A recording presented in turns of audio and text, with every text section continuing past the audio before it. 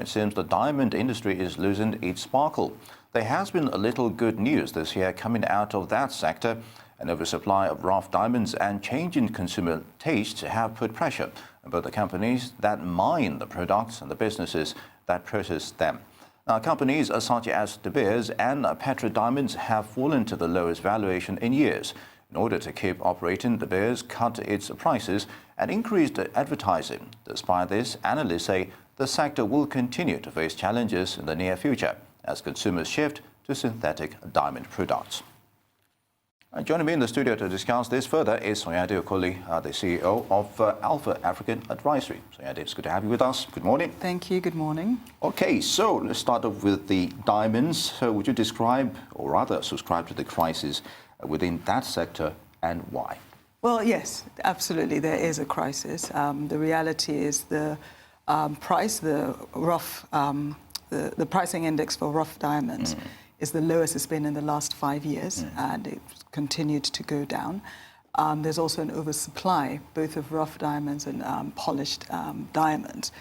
And so, yes, it's definitely a crisis at the moment. So would you say to a large extent that consumer preference has a lot to do with this, part of this issue here? There are a few factors. So where a lot of the growth has been coming from has been emerging markets such as China and India. Okay. But we've seen that certainly in this year, due to tightening liquidity in India and also China, you're talking about the trade, your previous needs segment, etc., and that uncertainty.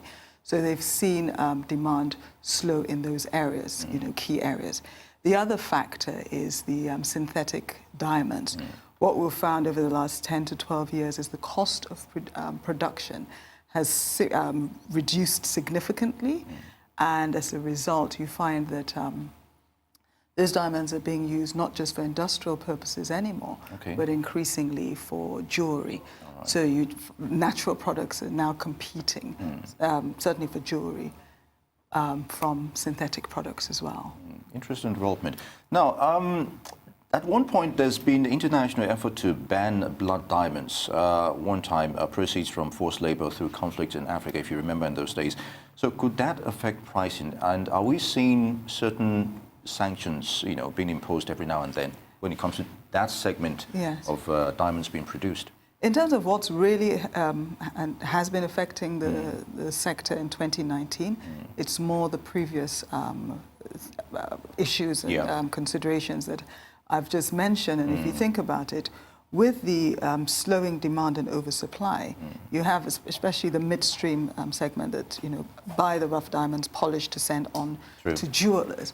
They've had stocks higher than they would like, and as they hold them, the stock prices are going down, and then they're not selling them as quickly as they should. So those are the more pertinent issues this time. Yeah, and I remember in places like Hong Kong, where they're having all the crisis, you have a large concentration of jewelers who depend on products such as diamonds, and they're also having issues such as this, and probably relocating elsewhere.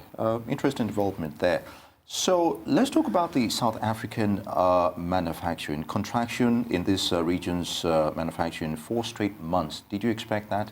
As it were, last week we discussed about the challenges the economy is currently going. So the honest truth is, it's not surprising. So if you look at 2019 as a whole, it's only about 2 months that the manufacturing sector hasn't actually faced a contraction.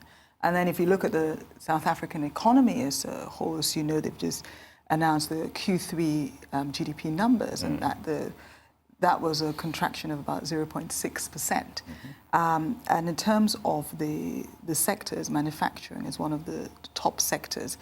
So between manufacturing, agric, and mining, the 3 sectors of which have experienced difficulty in the recent past, they actually make up about 25% of South Africans' GDP. So in answer to your question, no, it's not surprising. Indeed. And what are the implications if this issue is not addressed in terms of the contraction? And we talked about earlier the Moody's current ratings of the country is not too encouraging, as it were, and they might digress into junk status at this rate.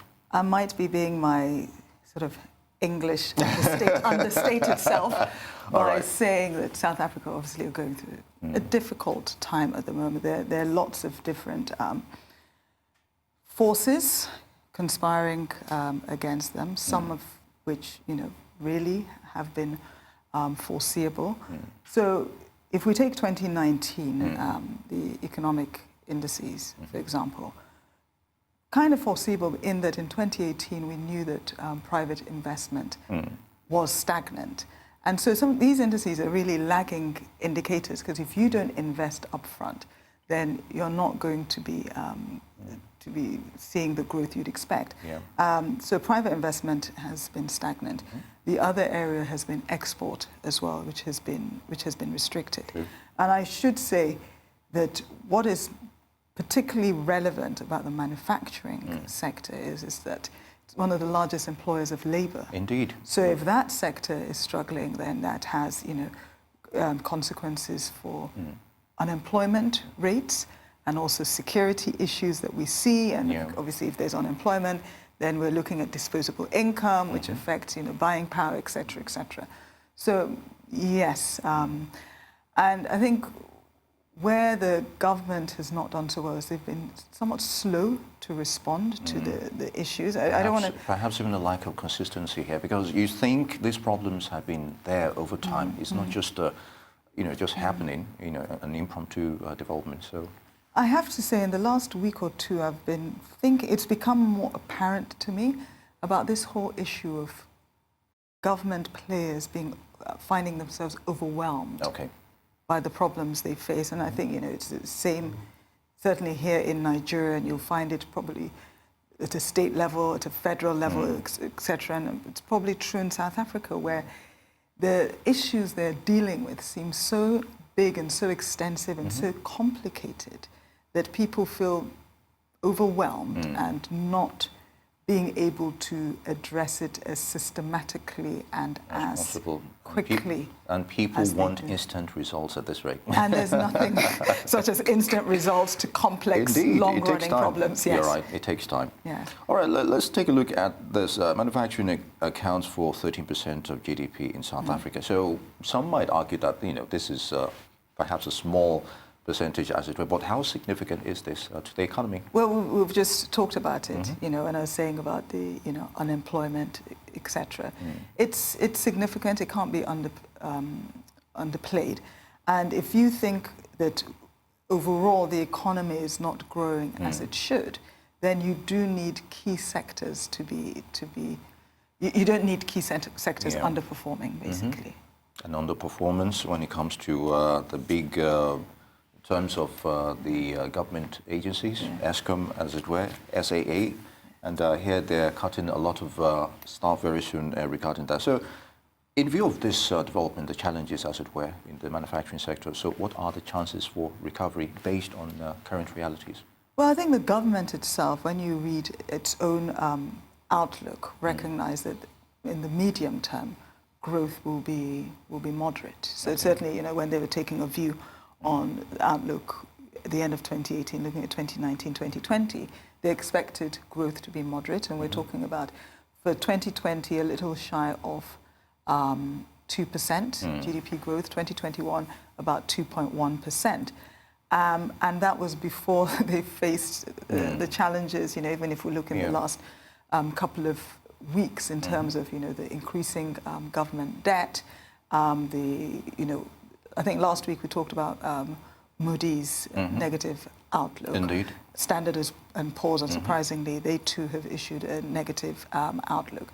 So that really compounds the existing issues.